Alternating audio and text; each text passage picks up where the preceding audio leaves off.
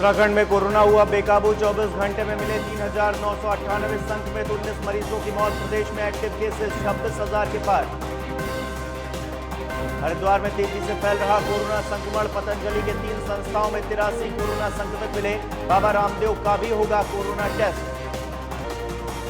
CM Tirath Rawat ने निजी अस्पताल संचालकों संघ की बैठक। प्राइवेट हॉस्पिटल के 70% बेड कोरोना संक्रमित मरीजों के लिए आरक्षित करने का आग्रह।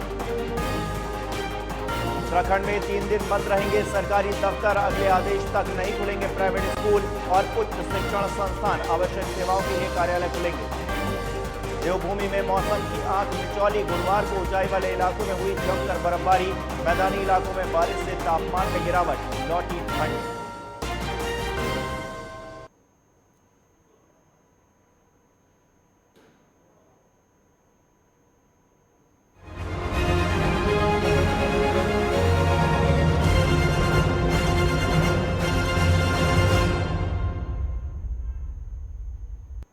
नमस्कार, उत्तराखंड लाइव में आपका स्वागत है। मैं हूं आपके साथ हिमांशु मिश्रा।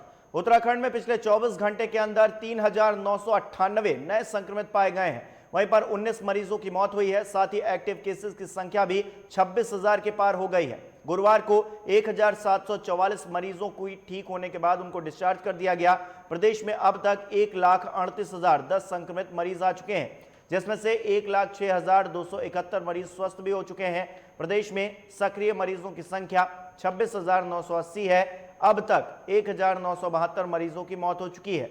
स्वास्थ्य विभाग के मुताबिक गुरुवार को 32,448 सैंपलों की जांच रिपोर्ट नेगेटिव आई, जबकि 13 जिलों में 3,998 लोग संक्रमित हुए हैं। देहरादून जिले में 1,564, हरिद्वार में 666, उधम सिंह नगर में 523, नैनीताल में 434, पौड़ी में 229, टिहरी में 139, अल्मोड़ा में 112, उत्तरकाशी में 84, चंपावत में 72, रुद्रप्रयाग में 74, बागेश्वर में 34, चमोली में 29, पिथौरागढ़ में 38 संक्रमित मिले हैं। वहीं पर कोरोना संक्रमण के गंभीर मरीजों के इलाज में इस्तेमाल हो रहे रेमडेसिविर इंजेक्शन की खेप उत्तराखंड को मिल गई है। 3,000 इंजेक्शन प्रदेश को मिले हैं। इसके अलावा अन्य कंपनियों के माध्यम से 2 दिन के भीतर 1,000 इंजेक्शन और मिलने की उम्मीद है।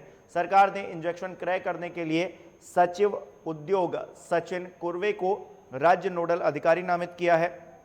प्रदेश सरकार की ओर से शुरू की गई ई संजीवनी वर्चुअल ओपीडी के पहले दिन राज्य दूरस्थ क्षेत्रों के साथ में प्रदेश भर से कुल 1,295 मरीजों ने इस सेवा का लाभ उठाया है। मुख्यमंत्री तीरथ रावत के निर्देशों पर स्वास्थ्य विभाग ने टेलीमेडिसिन सेवा के साथ में वर्चुअल ओपीडी की शुरुआत की है। जो कि लोग किसी वजह से अस्पताल नहीं आ पा रहे हैं, उनके लिए ये सेवा बहुत उपयोगी है। इससे कोविड और नॉन कोविड दोनों प्रकार के मरीजों को लाभ हो रहा है।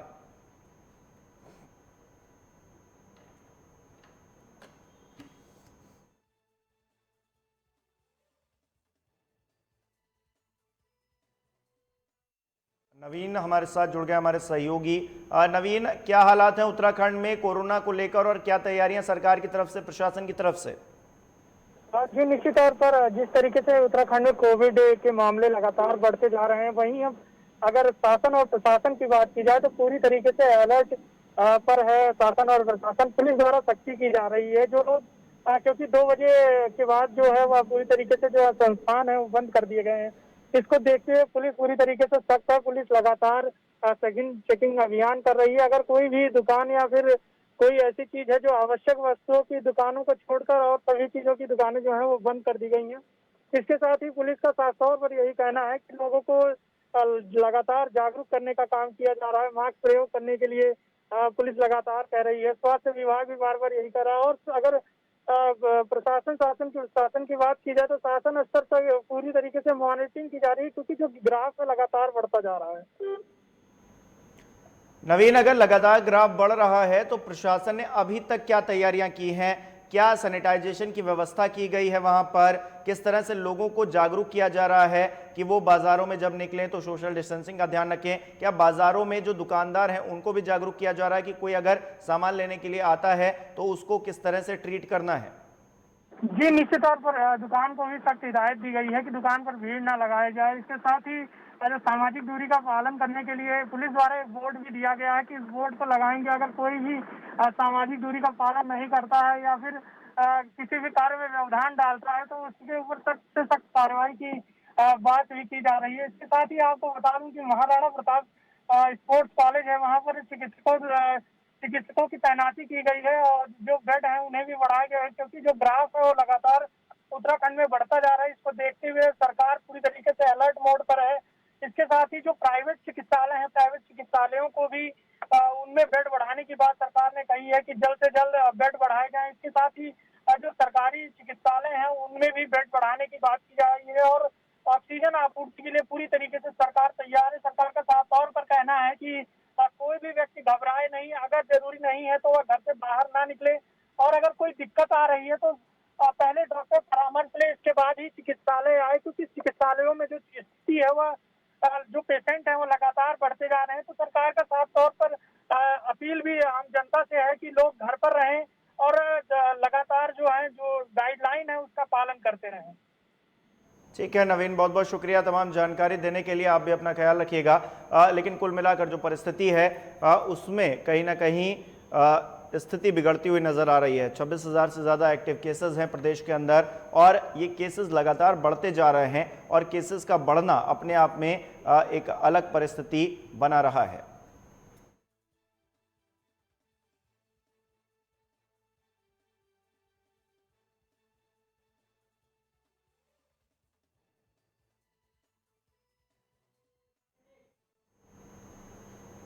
वहीं मुख्यमंत्री तीरथ रावत ने निजी अस्पतालों में 70% बेड कोरोना मरीजों के लिए, जो संक्रमित लोग हैं उनके लिए आरक्षित करने का आग्रह किया है। गुरुवार को मुख्यमंत्री ने निजी अस्पतालों के प्रतिनिधियों के साथ में समीक्षा बैठक की। बैठक में बताया गया कि स्पोर्ट्स स्टेडियम रायपुर में 1000 बेड का ऑक्सीजन सपोर्ट वाला कोविड केयर सेंटर बनाया जा रहा है। कोरोनेशन में 100 बेड की क्षमता विकसित की जा रही है। जॉली ग्रांट अस्पताल में पर्याप्त बेड उपलब्ध हैं, यहां पर 150 बेड और बढ़ाए जाएंगे।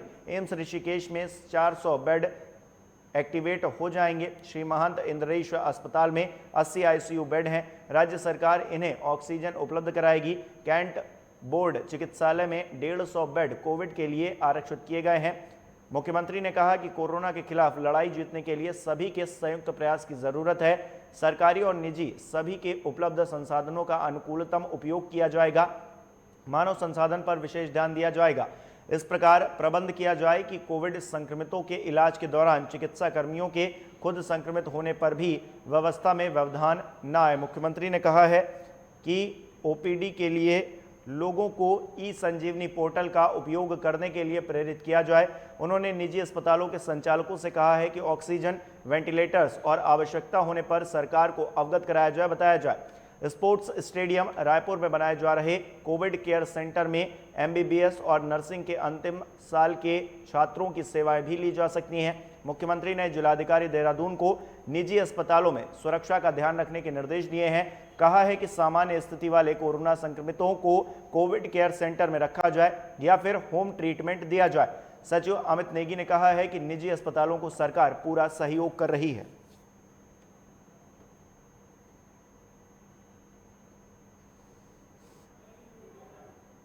सैनिक हूँ मैं सवेरे 10 बजे से यहाँ पर लगा हूँ मैं, और बीच में आ रहे हैं लोग, आगे निकल जा रहे हैं। इसका कोई फैसले का जो है वो नहीं कर रहे, ख्याल नहीं कर रहे जो सरकार बता रही है। डेली लंबी कतारें लगी रहती है। कभी यहाँ पे सर्वर डाउन चल रहा है, लोगों को काफ़ी दिक्कतों का सामना करना पड़ रहा है और लोग दूर दराज गाँव से यहाँ पर आ रहे हैं, जो कि काफ़ी मात्रा में भीड़ लग रही है। कभी यहाँ का सर्वर डाउन चल रहा है, काफ़ी दिक्कतों का सामना, कभी कैश की प्रॉब्लम है यहाँ पे लोगों को। भारत देश में कोरोना बहुत तेज़ी से बढ़ रहा है, तो इसमें केंद्र सरकार और राज्य सरकार द्वारा गाइडलाइन है कि सभी लोग मास्क लगाएं और सोशल डिस्टेंसिंग का पालन करें, जिससे जो कोरोना महामारी है इससे बचाव करने में हमको मदद मिले।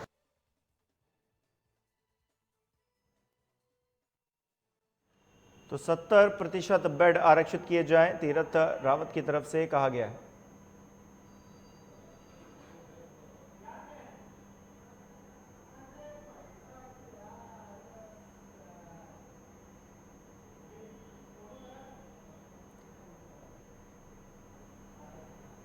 तो 70% बेड आरक्षित किए जाएं, ऐसा आग्रह सीएम की तरफ से किया गया है और लगातार व्यवस्थाओं का जायजा लिया जा रहा है और जहां पर भी कमी है उस कमी को दूर करने के लिए लगातार प्रयास भी किए जा रहे हैं। बेड्स की कमी हो रही है, ऑक्सीजन की कमी हो रही है, उसकी पूर्ति के लिए तमाम तरह की व्यवस्था।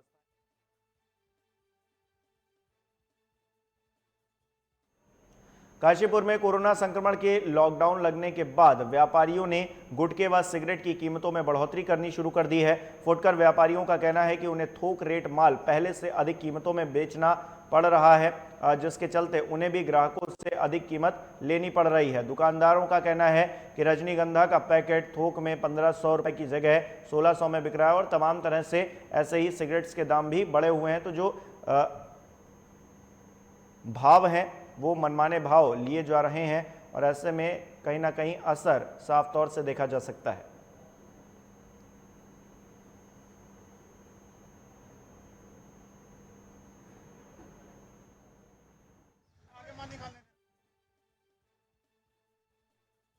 आरिफ खान हमारे साथ जुड़ गए हैं। आरिफ, गुटखों पर, तंबाकू पर अब मनमाने रेट लागू कर दिए गए हैं दुकानदारों की तरफ से, क्या जानकारी?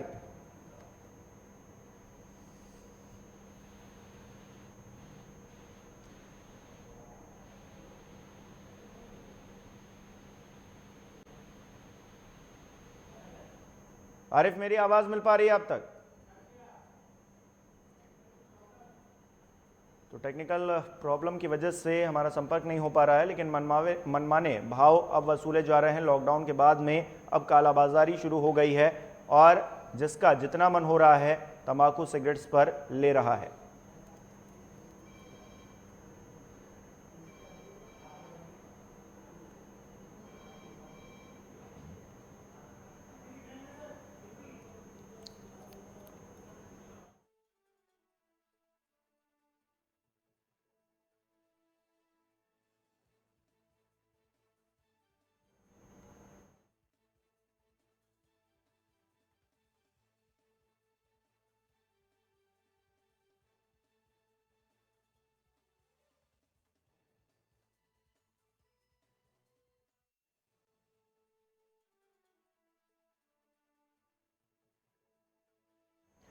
कोरोना महामारी का प्रकोप पूरे देश में बड़े पैमाने पर फैल चुका है और उत्तराखंड में भी बड़ी संख्या में कोरोना पॉजिटिव मिलने से शासन में हड़कंप है। तो वहीं पर धर्म नगरी हरिद्वार में भी कोरोना का विस्फोट हुआ है। योग गुरु बाबा रामदेव के 3 संस्थानों में बड़ी संख्या में कोरोना पॉजिटिव मिलने से पतंजलि के साथ में ही प्रशासन के भी हाथ पांव फूल गए हैं। 10 अप्रैल से बाबा रामदेव के विभिन्न संस्थानों में 83 कोरोना के संक्रमित मिल चुके हैं, जिसमें कि पतंजलि में 46, योग ग्राम में 28 और आचार्य कुलम में अब तक 9 लोग संक्रमित मिले हैं। तीनों संस्थाओं में जिला स्वास्थ्य विभाग द्वारा जांच टीम भेजी गई है।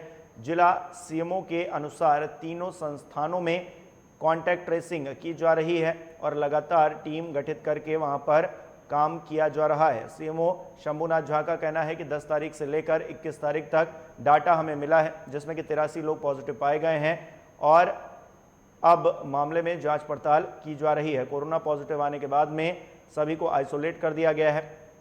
जानकारी देते हुए उन्होंने इन सारी बातों का जिक्र किया है और उनका ये भी कहना है कि अगर कॉन्टैक्ट ट्रेसिंग करके टीम को रिपोर्ट के आधार पर ज़रूरत पड़ने पर और भी कॉन्टैक्ट ट्रेसिंग की जाएंगी। योग गुरु बाबा रामदेव की भी कोरोना जांच की जाएगी। जो अभी डाटा है तो 10 तारीख से लेके अभी 21 तारीख तक में जो अभी मैंने मंगाया है तो उसमें 83 पॉजिटिव आए हैं, जिसमें पतंजलि में है 46, योग ग्राम में 28 हैं और आचार्य कुलम में 9 हैं। और इससे पहले भी 1-2 करके आते रहे हैं वहाँ पतंजलि में। नहीं, वहाँ जांच कर रहे थे, अब उनका है जांच का, तो जांच किया जा रहा था। जो मैंने जब भी आया है तो उसको आइसोलेट भी किए जा रहे थे, जिसका इन्फॉर्मेशन भी उन्होंने लगातार हमको दिया है और पोर्टल पे भी वो चढ़ रहे थे। तो हम लोग लगातार उससे कंसल्ट में ही हैं, तो उनके द्वारा आइसोलेशन किया जा रहा है जो भी पॉजिटिव आए हैं।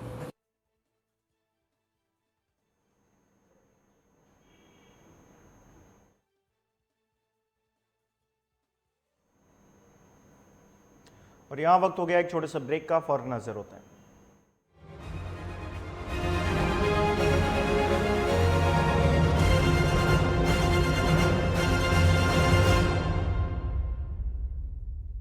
सच्ची सहेली, सच्ची सहेली, सच्ची सहेली। कितनी बार बता चुकी हूँ कि सिर्फ सच्ची सहेली ही है महिलाओं की नंबर 1 औषधि एवं टॉनिक। तो फिर भी आप अपना ध्यान क्यों नहीं रखती? आज ही नजदीकी मेडिकल स्टोर से सच्ची सहेली आयुर्वेदिक सिरप अपने घर ले आएं, ताकि घर को स्वस्थ रखने वाली खुद भी रहे बिल्कुल स्वस्थ। सिर्फ 2 चम्मच दिन में 2 बार रोजाना। सच्ची सहेली, महिलाओं के लिए सबसे भरोसेमंद औषधि एवं टॉनिक। बॉलीवुड की हर खबर, फिल्मी सितारों का सफर, कंट्रोवर्सी से लेकर गॉसिप तक, लिंकअप से लेकर ब्रेकअप तक, देखिए हर हलचल बॉली तड़का में हर रोज दोपहर 12:30 बजे सिर्फ लाइव टुडे पर। अगर नौकरी में तरक्की न मिलने, आपसी संबंधों में खटास होने, घर वालों से सम्मान न मिलने या घर के निरंतर कलेश से हैं परेशान, तो कॉल करिए 9795777775 पर, जहां आचार्य धनंजय जी आपको देंगे हर समस्या का समाधान। देखिए नक्षत्र चक्र हर रोज सुबह 7:30 बजे सिर्फ लाइव टुडे पर।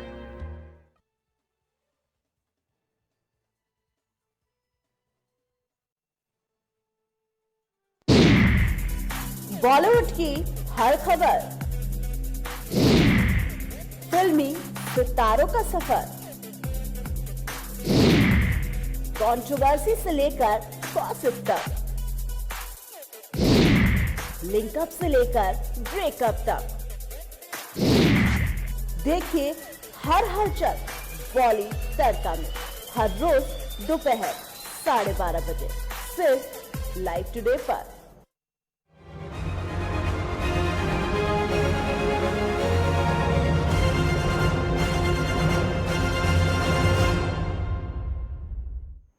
ब्रेक के बाद आपका एक बार फिर स्वागत है। कुंभ मेला खत्म होने के बाद में वैरागी कैंप में अवैध अतिक्रमण को लेकर अब तमाम तरह के सवाल उठने लगे हैं और जो संत हैं वो अब ये कह रहे हैं कि जो भी जगह है उसको संरक्षित किया जाए और उस जगह को प्रशासन सुरक्षित रखे, ताकि अगली बार जब वो कुंभ में आए तो ऐसे में उनकी ज़मीन जो अवैध रूप से अतिक्रमण कई बार हो जाता है उससे बची रह सके।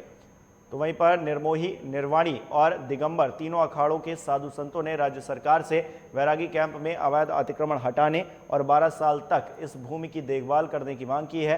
कुंभ मेला आयोजक संजय गुंजियाल के सामने साधु संतों ने अपनी मांग को रखा है। वैरागी संतों का कहना है कि हर 12 साल बाद हरिद्वार में महाकुंभ मेले का आयोजन होता है। सालों से गंगा किनारे वैरागी कैंप में ही उनके शिविर लगते आए हैं, लेकिन इस क्षेत्र में अतिक्रमण होने से ज़मीन का क्षेत्रफल कम होता जा रहा है। इसलिए उनकी सरकार से और मेला प्रशासन से मांग है कि यहां पर अतिक्रमण रोकने के लिए कोई ठोस नीति बनाई जाए।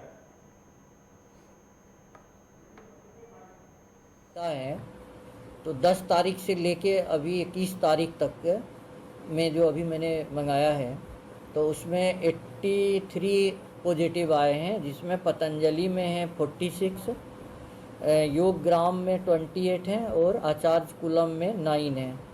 और इससे पहले भी 1-2 करके आते रहे हैं वहाँ पतंजलि में।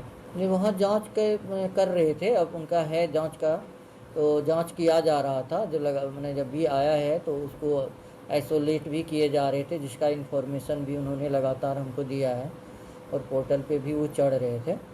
तो हम लोग लगातार उससे कंसल्ट में ही हैं, तो उनके द्वारा आइसोलेशन किया जा रहा है जो भी पॉजिटिव आए हैं। और संजय पुंडीर हमारे साथ जुड़ गए हैं, हमारे सहयोगी। संजय, एक तरफ हम देख रहे हैं संत जो अतिक्रमण हो जाता है, कई बार क्षेत्रफल कम होता जा रहा है, उनकी जो जगह है जहां पर वो कैंप वगैरह लगाते हैं उसको लेकर कहा गया है जो प्रशासन है कि उसको संरक्षित करें, इस पे क्या जानकारी?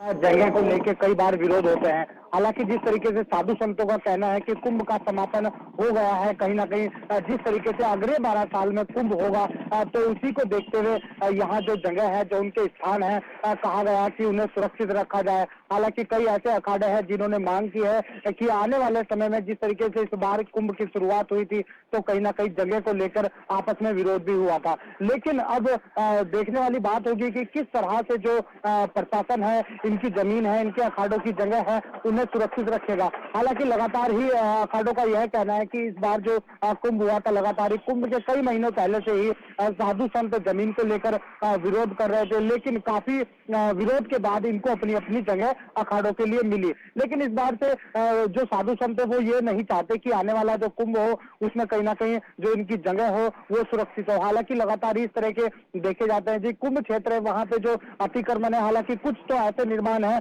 जो परमानेंट बना लिए जाते हैं, भूमाफियों द्वारा कब्जा लिए जाते हैं। ऐसा संत नहीं चाहते, इसी को लेकर सरकार से मांग की है, जिला प्रशासन से मांग की है। जी हिमांशु, इस तरह से कोरोना बढ़ रहा है, लगातार हम देख रहे हैं पतंजलि में भी लोग कोरोना पॉजिटिव पाए गए हैं, कुंभ में तमाम साधु संत भी पॉजिटिव हैं। ऐसे में अभी पूरी तरीके से कुंभ मेले की समाप्ति नहीं हो पाई है, ऑफिशियल तौर पर भी नहीं हुई है, तो ऐसे में स्थितियां क्या बनी हुई हैं वहां पर? लगातार ही जो कोरोना का ग्राफ है वो बढ़ता जा रहा है, जिसको देखते हुए लगातार सरकार भी हालांकि लगातार ही राज्य सरकार द्वारा बैठकों का दौर जारी है, सभी मंत्रिमंडल की लगातार बैठक की जा रही है और कहा जा रहा है कि कोई ऐसा कदम उठाया जाए कि जिसमें कोरोना को रोक सके। लेकिन बढ़ते कोरोना के बाद लोगों को भी जागरूक रहने की जरूरत है। हालांकि एक बड़ी जो खबर हरिद्वार से ही है, जो पतंजलि अपने में बड़ा ब्रांड कहे जाने वाला है, यहाँ कोरोना का जो विस्फोट हुआ है, 83 जो लोग हैं संस्थान के वो संक्रमित निकले हैं। हालांकि लगातार ही जो पतंजलि के संस्थान है उनमें लगातार अभी जांच जारी है। आने वाले 24 घंटे में और भी मामले कई ऐसे सामने आ सकते हैं। लेकिन कई सबसे बड़ा सवाल यह हो जाता है कि पतंजलि एक बड़ा ब्रांड है, वो सबसे पहले दावा किया था कि जो कोरोना की वैक्सीन है या कोरोना की जो डोज है उन्होंने बनाई है, उसके बाद से उनके संस्थान के लोग सुरक्षित नहीं है। ऐसे में दुनिया भर में जो वादा करने वाले, दावा करने वाले कि कोरोना नहीं होगा और हमारी दवा, हमारी डोज से कोरोना नहीं फैलेगा, लेकिन यहाँ कहीं ना कहीं उनके संस्थान में ही लोग सुरक्षित नहीं है। ऐसे में बड़ा सवाल हो जाता है, क्या जो दवा थी, जो डोज थी, जो वैक्सीनेशन थी, वो बिल्कुल हवाई थी? ये एक बड़ी बात होती है। जी हिमांशु। संजय, बहुत बहुत शुक्रिया तमाम जानकारी देने के लिए। तो संजय हमारे सहयोगी जुड़े थे और बता रहे थे, इस बात की जानकारी दे रहे थे कि वहां पर भी परिस्थितियां ठीक नहीं हैं और ऐसे में खुद को बचा कर रखने की ज़रूरत है। दूसरी तरफ जो संत समाज है वो अपनी जगह को लेकर कहीं ना कहीं चिंतित है और अतिक्रमण को लेकर बात की जा रही है प्रशासन से और ज़मीन को संरक्षित करने की बात हो रही है। वहीं लगातार कोरोना के केसेस बढ़ते जा रहे हैं, लोग अब यात्रा करने से भी बचते हुए नजर आ रहे हैं लगातार, क्योंकि संक्रमण बढ़ रहा है। ऐसे में अगर ट्रैवल करते हैं तो कहीं ना कहीं और दिक्कतें खड़ी हो जाती हैं। आपको बता दें कि दिल्ली में लॉकडाउन का असर उत्तराखंड के नारसन बॉर्डर पर भी दिख रहा है, क्योंकि यहाँ पर यात्रियों की संख्या काफ़ी कम नजर आ रही है। हरिद्वार महाकुंभ में रामनवमी का स्नान था, लेकिन श्रद्धालु भी अब कोरोना के डर से हरिद्वार नहीं आ रहे। नारसन बॉर्डर पर वैसे तो RT-PCR रिपोर्ट के बिना किसी व्यक्ति को उत्तराखंड में प्रवेश नहीं दिया जा रहा। साथ ही सेक्टर जो मजिस्ट्रेट हैं उनका कहना है कि कोरोना को लेकर लोग काफ़ी जागरूक हो गए हैं, इसलिए अब लोग कम ही घरों से बाहर निकल रहे हैं, जिसके चलते बॉर्डर पर भीड़ अन्य दिनों के मुकाबले काफ़ी कम देखी जा रही है। लॉकडाउन लगने से एक्सप्रे नहीं हो पाए, उससे बहुत नुकसान है। और फिर ये हर चौथे पाँचवें दिन बारिश हो रही है, हवा आ रही है, इससे बहुत नुकसान हो रहा है। बाकी फसल खराब हो चुकी है इस बार। बरसात की वजह से भारी नुकसान हुआ है किसानों को। एक तो किसानों का गन्ना नहीं छिला और मिल बंद करने की कगार पर है। दूसरा, इस बारिश से लोगों के गेहूं घर में नहीं आए। अभी 25% गेहूं खेत में पड़ा है, जो कि जड़ गया, खराब हो गया, ना उसे खाने का काम करा, ना उसे कोई खरीद सकता। और तीसरा, गन्ने की बुआई जो होनी थी 25, उस पर भारी प्रभाव पड़ा है इस बारिश का। तो सरकार से दरख्वास्त है कि कृपया इन किसानों की ओर देखा जाए, इन्हें कुछ सुनवाई की जाए और मिल प्रबंधक से कहा जाए कि मिल जब तक गन्ना, किसानों का गन्ना खत्म नहीं होता तब तक मिल चलाए। उत्तराखंड में लगातार चौथे दिन शुक्रवार को मौसम का मिजाज बदला रहा। चारधाम समेत चमोली, ओली और आसपास की चोटियों में हिमपात हुआ, जबकि मसूरी, चक्राता समेत कई इलाकों में बारिश हुई है। मौसम विभाग ने पर्वतीय इलाकों में कहीं कहीं पर ओलावृष्टि और मैदानों में तेज हवाएं चलने की संभावनाएं जताई हैं। मौसम ने करवट बदली है तो दून समेत मैदानी इलाकों में तेज हवाएं चल रही हैं, जबकि मसूरी, चक्राता और आसपास के इलाकों में जोरदार ओलावृष्टि हुई है।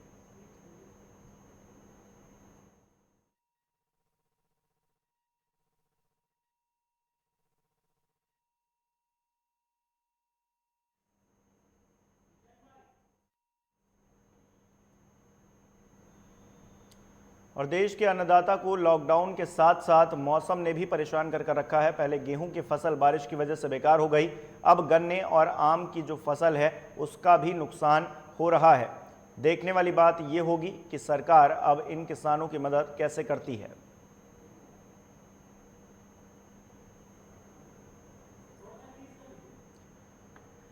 तो लगातार मौसम बदल रहा है और ओलावृष्टि हो रही है, तो ऐसे में तमाम जो फसलें हैं, जो किसान हैं वो परेशान हैं। इस ओलावृष्टि को देखकर, बारिश को देखकर परेशान हैं। तो ऐसे में उनको कैसे राहत मिलेगी, सरकार किस तरह से राहत उनको पहुंचा पाती है और किसान किस तरह से अपने चेहरे पर खुशी की लहर ला पाते हैं, ये देखने वाली बात होगी।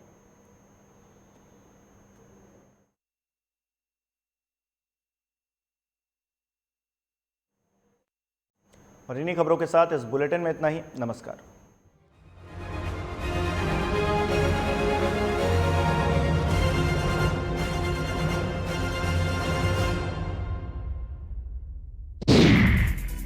बॉलीवुड की हर खबर, फिल्मी सितारों का सफर, कंट्रोवर्सी से लेकर गॉसिप तक, लिंकअप से लेकर ब्रेकअप तक, देखिए हर हलचल बॉली तड़का में हर रोज दोपहर 12:30 बजे सिर्फ लाइव टुडे पर। अगर नौकरी में तरक्की न मिलने,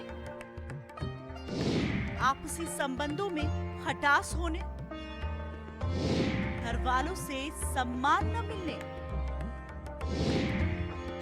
या घर के निरंतर कलेश से हैं परेशान,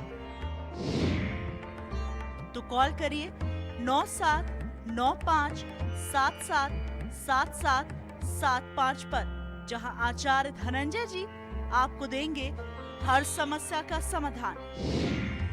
देखिए नक्षत्र चक्र हर रोज सुबह 7:30 बजे सिर्फ लाइव टुडे पर।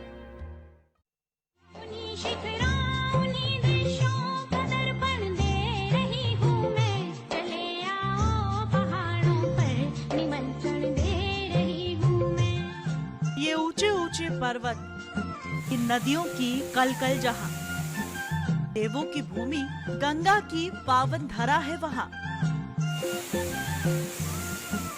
केदार में बसते शिव